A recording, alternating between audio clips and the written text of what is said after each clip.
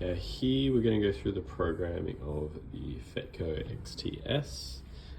This one is the 3 litre single, so you can also get 6 litres, which are bigger, and twins, which have brewers on both sides.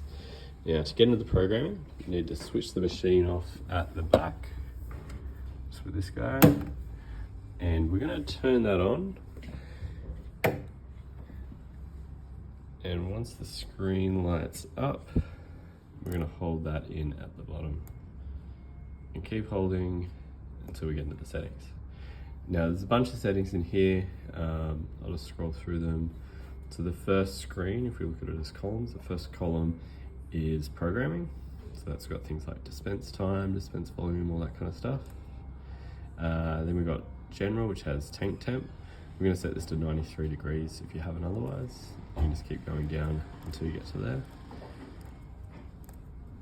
You've got inputs. You shouldn't need to do anything for these other ones. For servicing, you can see error codes in there.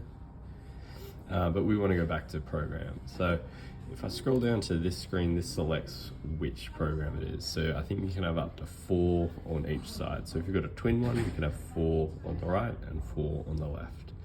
I'm going to show you our programming for batch number 2 on the right, which is the main one we use. So in here you can either turn it on or off. We want it on, but let's cycle through to the settings we got for this. So we'll go to display summary. So here is for a 3.15 litre brew, which is about the max you can get from this 3 litre one. So I always call the batch name the weight of coffee that you should use for it. So you can see it's 180 grams. Volume is 3.15 litres, brew time of 5 minutes, and repulse is 12. Pre-wet percent is 15%, that's the maximum, always do the max. Pre-wet delay, so that's how long it blooms for, that's 1 minute, it's also the max. Drip delay is how long it essentially waits after the brew to tell you to pull out the carafe. And then you've got the total brew time, which is that plus that.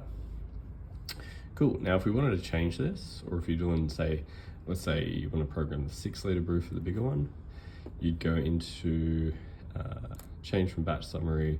You might change the name to the new dose.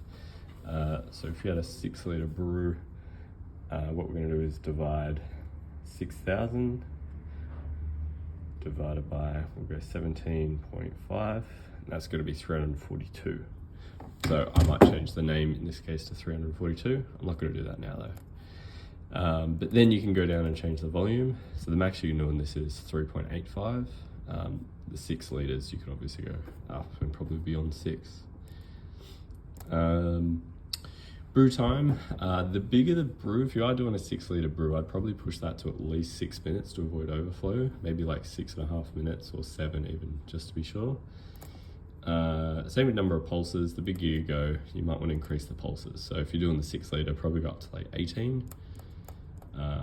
That'll just, prevent the water from all going in at once. Then we've got the pre-wet percent. As I said before, keep that at maximum 15. Pre-wet delay, again, keep that at maximum 1 minute.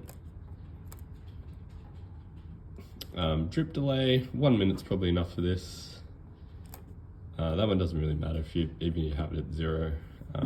It doesn't affect the brew, it'll just keep the screen on, or it won't keep the screen on for the extra minute. And that's it. So you can set up multiple programs on each.